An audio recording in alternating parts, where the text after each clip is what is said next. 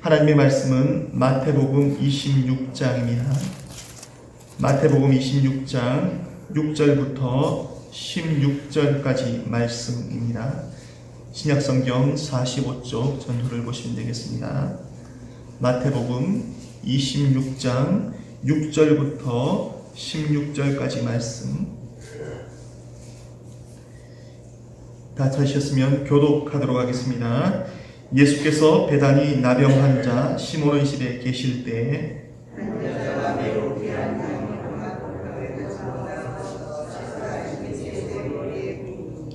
제자들이 보고 궁계하여 이르되 무슨 의도로 이것을 허비하느냐.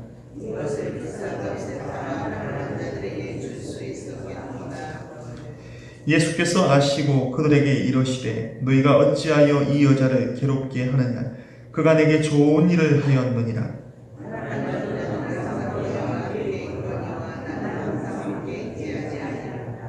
이 여자가 내 몸에 이 향유를 부은 것은 내 장례를 위하여 함이니라.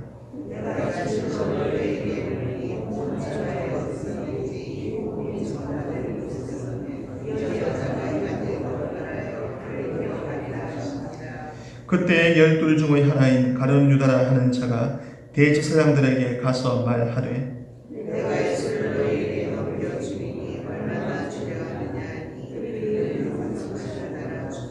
함께 읽으십니다. 그가 그때부터 예수를 넘겨줄 기회를 찾더라. 아멘. 이 새벽에도 함께 하신 모든 분들, 또 각 가정에서 온라인으로 예배에 참여하고 계신 모든 성도님들을 축복하며 환영합니다. 고난주간 셋째 날 새벽이 밝았습니다. 유례 없이 만 한 달이라는 시간을 서로 간에 헤어져 살다가 다시 시작된 기도회이니만큼 참 개인적으로 그런 생각들을 가졌습니다. 서로와의 관계가 참 소중하다. 그러한 생각들을 다시 한번 절실히 하게 되는 그런 때인 것 같습니다. 자, 오늘도 서로를 바라보시면서 서로의 어떤 안부를 눈으로 한번 확인해 보시기 바랍니다. 감격스럽지 않습니까? 성도가 성도를 바라볼 때 참 기쁨이며 감격이 되는 것입니다. 코로나19의 위협이 과연 언제까지 계속 진행될지 저희는 정확히 알 수 없지만 그럼에도 이 한 주간 우리가 특별히 집중했으면 하는 것은 눈앞에 보이는 상태가 어떤 모습으로 우리 앞을 기다리고 있다 하더라도 오늘도 우리 안에는 부인할 수 없는 하나님의 은혜가 흐르고 있고 그 은혜를 받은 성도의 존재됨을 다시 한번 발견하시며 그리고 그것을 기억하시며 그 은혜를 확고히 붙들며 오늘도 이 하루를 출발하실 수 있길 간절히 바랍니다. 사랑하는 성도 여러분, 바이러스를 통해서 지켜야 할 것은 단지 우리의 건강만이 아니라 우리의 영혼도 지켜야 하는 것입니다.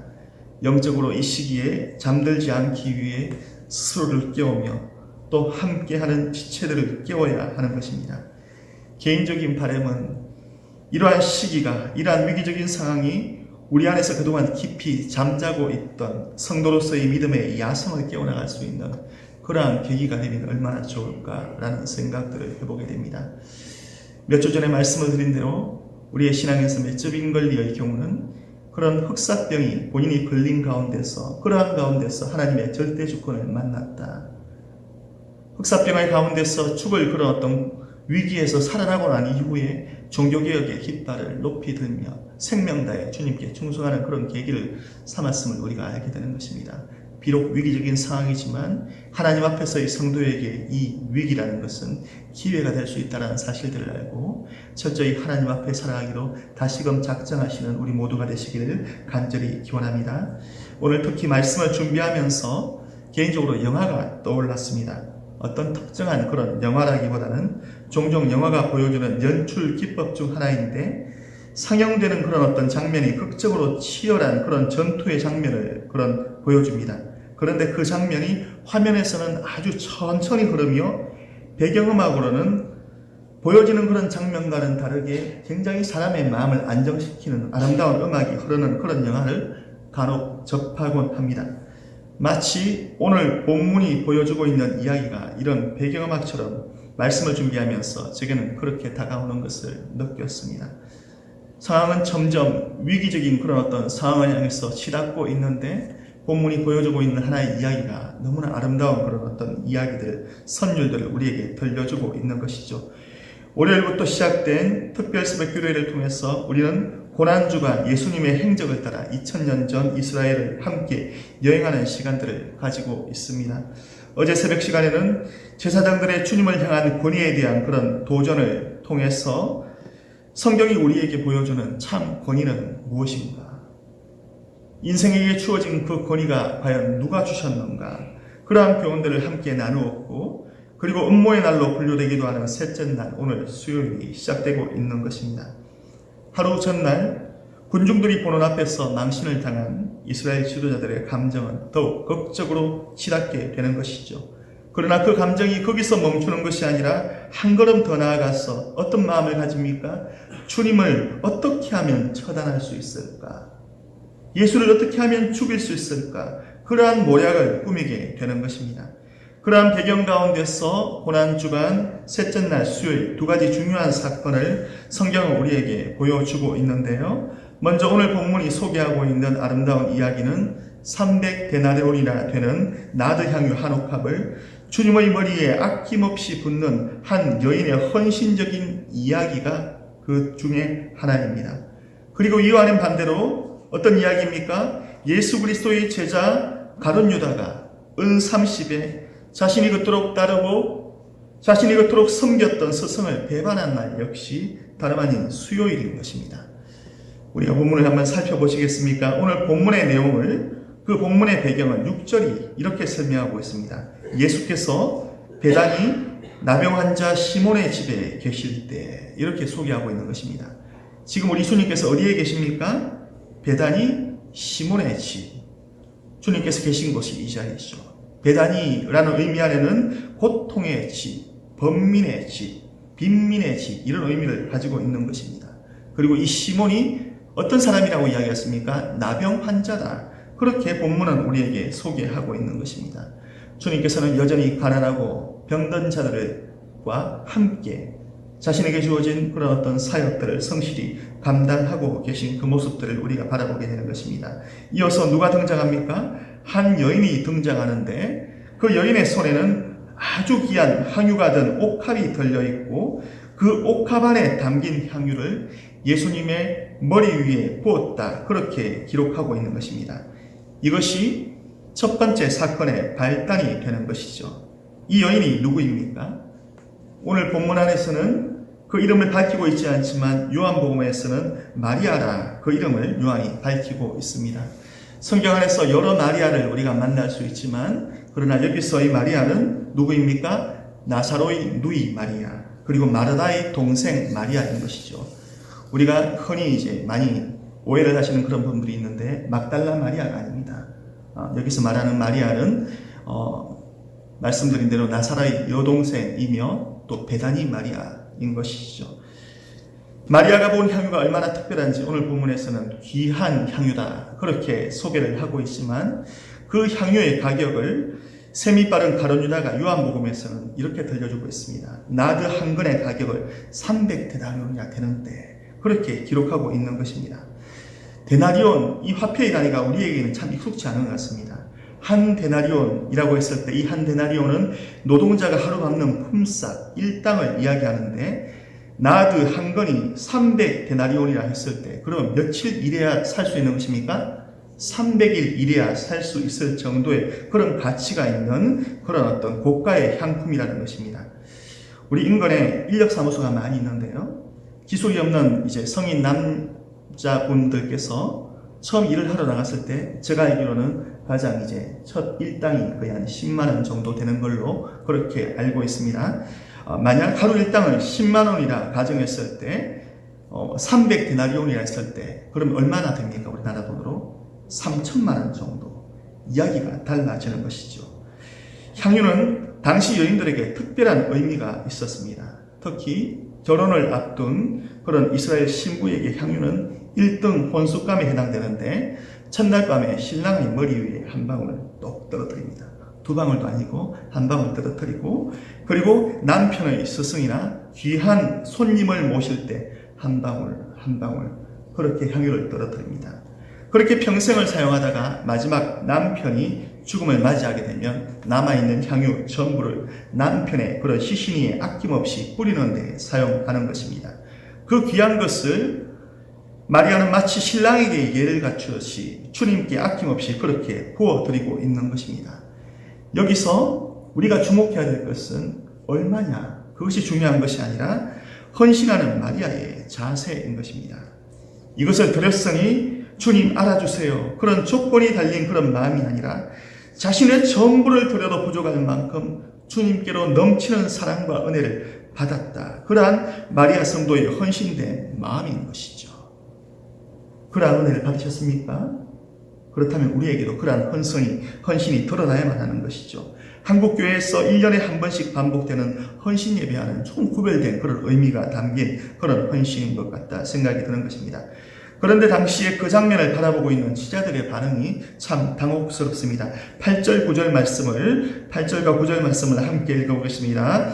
제자들이 보고 궁기하여 이르되 무슨 의도로 이것을 허비하느냐, 이것을 비싼 값에 팔아 가난한 자들에게 줄 수 있었겠도다 하거늘. 아멘.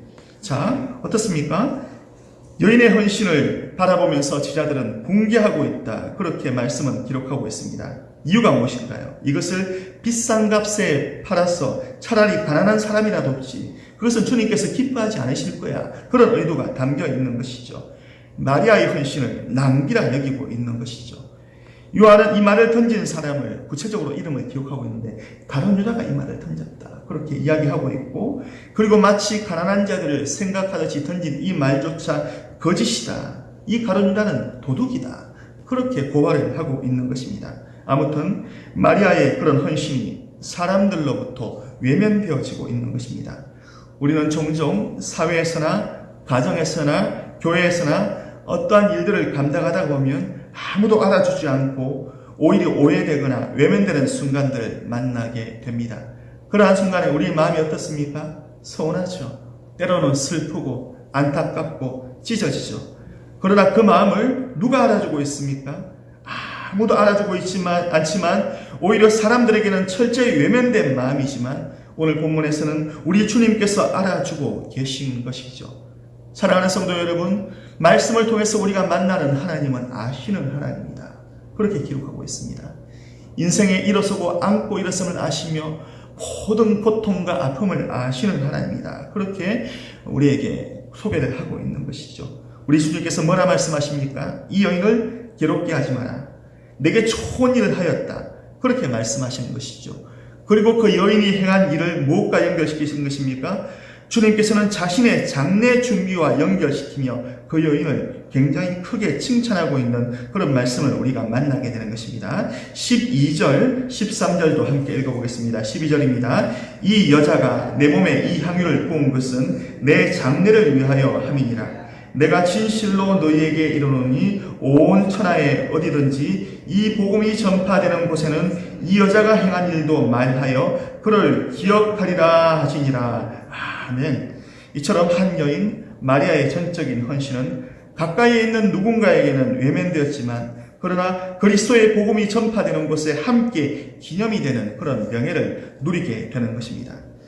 좋은 일, 그런 좋은 일을 이야기할 때 헬라어의 두 단어가 있는데요. 하나는 아가도스라는 단어가 있고 하나는 칼로스라는 단어가 있습니다. 아가도스가 말하는 좋은 일은 도덕적으로 당연한 일을 했을 때 아가도스라는 그런 표현을 쓰고, 칼로스라는 단어는 그런 윤리적인 행위를 넘어서 아름다운 일들을 이야기할 때 칼로스라는 그런 표현을 이야기하는 것입니다. 본문에서 마리아의 그런 좋은 일은 어떤 헌신입니까? 칼로스인 것이죠. 윤리적인 그런 좋은 일들을 넘어선 아름다운 일들을 우리에게 소개하고 있는 것입니다. 사랑하는 성도 여러분, 성도의 헌신은 어디까지나 받은 사랑에 근거한 헌신이어야 됩니다. 믿으십니까? 덕이 되든지 본인에게 손해가 되든지 주님께서 알아주시길 바라며 그 사실로 만족하며, 때로는 오해가 되어지기도 하고 때로는 곡해되어지기도 하지만 그러함에도 불구하고 그 사실로 채워주지 못한 조건들을 앞세우는 그러한 실수들을 범하곤 합니다.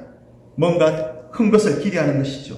하나님 제가 이것을 드렸으니 이번에는 이것을, 하나님 제가 이렇게 섬겼으니 하나님 제가 이것을 허락하여 주시옵소서. 그런 마음들이 누구나에게 있을 수가 있는 것입니다. 하지만 사랑하는 성도 여러분, 반드시 우리는 기억해야만 합니다. 자주 반복하게 되는 그런 어떤 표현이지만 우리는 이미 감당할 수 없는 하나님의 은혜를 이미 받은 자입니다. 맞습니까? 그렇죠. 우리에게 허락된 구원이 그러하고 성도로서의 구별된 신분이 그러한 것입니다. 세상에서는 그 어떤 대가를 치르고서 살 수 없는 최고의 선물을 받은 자가 다름 아닌 성도의 존재된 우리임을 다시 한번 기억하실 수 있길 간절히 바랍니다. 이 말씀 뒤에 이어지고 있는 또 하나의 사건이 있는데요. 마리아 현신과는 상반된 한 사람의 배신의 모습을 우리에게 보여주고 있습니다. 가룟 유다가 대사장들에게 스승을 파는 장면을 성경이 여과 없이 기록하고 있는데요. 주님을 얼마에 팔고 있습니까? 15절 은 30에 주님을 넘겨주었다. 그렇게 기록을 하고 있습니다. 자, 그러면 은 30은 과연 어느 정도의 그런 가치인가? 한 세겔, 은 30세겔 가운데 한 세겔의 가치가 4데나리온인데 이것을 오늘날 화폐로 환산을 하면 1200만 원 정도의 그런 가치가 된다고 합니다.